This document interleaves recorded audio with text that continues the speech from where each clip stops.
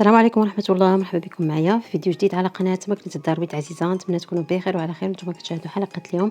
ان شاء الله اليوم غادي نقدم معكم هذا الفقاس اللي كيجي رائع سهل في التحضير، يعني ناجح 100%. يعني تبعوا المراحل اللي غادي نعطيكم ان شاء الله غادي ينجح معكم. اللي ما كينجحش معها فراه من اول تجربة غادي يصدق ليها وغيجي رائع رائع، حتى المذاق كيجي زوين بزاف. طريقة الطياب ديالو وكاع المراحل غادي تشوفوها معايا في الفيديو، فخليكم معايا ان شاء الله تعجبكم الوصفة وندوزو المقادير بلا ما نطول عليكم. فرجة ممتعة.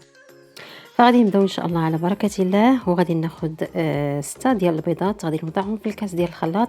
كنوضع هنا بالبيضه باش الا كانت عندي شي بيضه فاسده ما تفسدش ليا الباقي ديال البيض. فكنوضع بالبيضه وعندي المجموع هنا 6 ديال البيضات. الا كانوا البيض صغير بزاف ديروا 7 ديال البيضات. كنضيف عليهم 2 الكيسان ديال العنبه، بالضبط ديال السكر سنيده. الكيسان يكونوا عامرين، وعندي هنايا ربع كاس ديال الحليب، ممكن تعوضوه بالماء. وكنضيف هنايا 2 الكيسان ديال العنبه ما يكونوش عامرين كيف كتشوفوا معايا هنا. الكاس يعني ناقص منه شويه ديال الزيت النباتيه. كنضيف كذلك 2 الساشيات ديال الفاني، مجموع ديال 16 غرام. و كنخلط هاد المكونات مزيان مزيان في الخلاط، وكنوضعهم هنايا في واحد الاناء اللي غادي نخلط فيه. من بعد كنضيف بالنسبه للمكسرات، فهنا خديت اللوز. اللوز اللي غسلته مزيان مزيان وحاولت نوضعه في الماء ديال الزهر مده ديال 10 دقائق فقط، ما تخليوش بزاف في الماء. ممكن ديروه غير في الماء عادي، انا درته في الماء ديال الزهر. عندي هنايا 3 المعالق كبار ديال الزنجلان اللي بيان سور كيكون منقي ومغسول، 2 المعالق ديال النافع، و2 المعالق كبار ديال الزريعه الكحله، و2 المعالق كبار ديال العنب المجفف او الزبيب اللي كنقطعو. وكنضيف هنايا القليل من الملح. عندي الخماره ديال الحلوى، ساشي ديال تقريبا فيها 16 غرام. نتوما ديروا 2 ساشيات حمرين، كل ساشي فيها 8 غرام، مجموع اللي هو 16 غرام. وكنخلط هنايا بسباتول كنخلط، ومن بعد كنضيف الدقيق. بالنسبه للدقيق ضروري كندير هنا الدقيق العادي، من الاحسن ما ديروش الدقيق ديال الحلويات. بالنسبه للفقاس ديروا الدقيق العادي، الا ما كانش عندكم فكديروا الدقيق ديال الحلويات. ما هو بالدقيق ديال بالدقيق العادي فكيجي ناجح 100%. وجربوا غادي تشوفوا النتيجه. المهم هنا استعملت الدقيق عادي. فعندي الكميه اللي هي كيلو و100 غرام، يعني كيلو و100 غرام بالضبط. وانتم كيبقى على حسب نوعيه ديال الدقيق. فضروري هنا كيهز كيلو وشويه، يعني كيلو 50 غرام، كيلو و100 غرام، كيبقى على حسب نوعيه ديال الدقيق. كنجمع هنا الخليط. وبالنسبه للعجين ديال الفقاس ما كتكونش قاصحه بزاف وما كتكونش مرخوفه، يعني كيف كتشوفوا معايا النتيجه هنايا. وكتحاولوا توضعوا الاصبع ديالكم الى بقات العجين، الا خرجت العجين في الاصبع ديالي فهنا كنضطر انني نضيف دقيق. خرج الاصبع ناشف فصافي كنكتفي من اضافه الدقيق. ضروري يعني بهاد النصائح ديروهم بعين الاعتبار، لان هكا باش كينجح معكم الفقاس. ما كتكونش العجين ديالو قاصحه وما كتكونش مرخوفه الا بغيتوا الفقاس ديالكم ينجح معكم. صافي كناخذ هنا كنقسم العجين، وكنبدا ندير حرابل كيف كتشوفوا غادي تشوفوا معايا هنايا. كنديرهم على شكل حرابل طوال، وكناخذ اللاطه ديالي هنايا خرجوا لي تقريبا 5 ديال الحرابل، يعني بالقياس اللي كتشوفوا معايا هنا في لا فيديو.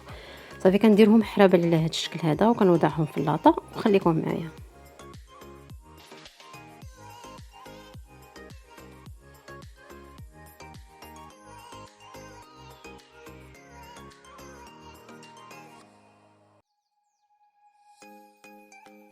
بعد ما كملت هنايا الكميه ديال العجينه اللي عندي درتها كامله حرابل، فغادي ناخذ هنايا الكاكاو المر مع القليل من الماء، وغادي ندهن بهم الحرابل. ممكن ديروا البيض، ولكن من الاحسن انا كنفضل ندير غير الكاكاو مع الماء. كندهنهم وكناخذ فورشيط وكنحاول ندير ليها خطوط من الفوق، يعني كل حربول كندير ليه خطوط من الفوق كيف كتشوفوا معايا. وغناخذ كذلك واحد الكوردون او لا شوكه اللي كتكون عقبتوها ديجا، كان نحاول نتقب بها الحرابل هكا باش ما كيتنفخوش ليا. يعني انا ماشي ضروري كنديرها، وانما المهم نتوما ديروها لان على حسب الفرن. فضروري كتكوهم دوك الحلاب اللي عندكم وكتوضعوهم في الفران اللي كيكون بارد. يعني الفران ضروري كنديرو انا بارد تماما، وكندخل الحلاب اللي عندي او الفقاص للفران. كنخلي الباب شويه مفتوح، ضروري هاد المراحل صافي. وكنخليه لمده ديال تقريبا ساعه الا ربع، وكنخرجوه من الفرن. ما كيطيبش تماما، كيطيب غير نص طيبه. كنغطيه بالبلاستيك وواحد المنديل وكنوضعوه، كنخليه مده ديال الليله كامله، او لا ممكن غير 4 سوايع راه كافيه. فانا خليته فقط 4 ساعات. غير كيبرد شويه صافي كنبدا نقطع فيه. كناخذ واحد السكين اللي كيكون حاد ضروري. انا كنستعمل هذا السكين هذا مخليه خصيصا غير الفقاص، كنخدم غير الفقاص صافي. كنقطع الفقاص عندي بشكل اللي كتشوفوا معايا. راه كلشي تبارك الله ما شاء الله النساء المغربيات كيعرفوا كيفاش يقطعوا الفقاص. فانا كيف كتشوفوا معايا راه الفقاص ما كيتهرس ما كيتفرتس ما حتى شي حاجه، يعني ناجح 100%. وكنتمنى ان شاء الله تجربوه وتشوفوا النتيجه كيف غادي تلاحظوا معايا. النتيجة ناجحة 100%، ونتمنى يعجبكم. فغادي نكمل بنفس الطريقة نقطعوا الحلاب اللي عندي كاملين إن شاء الله ونرجع معكم.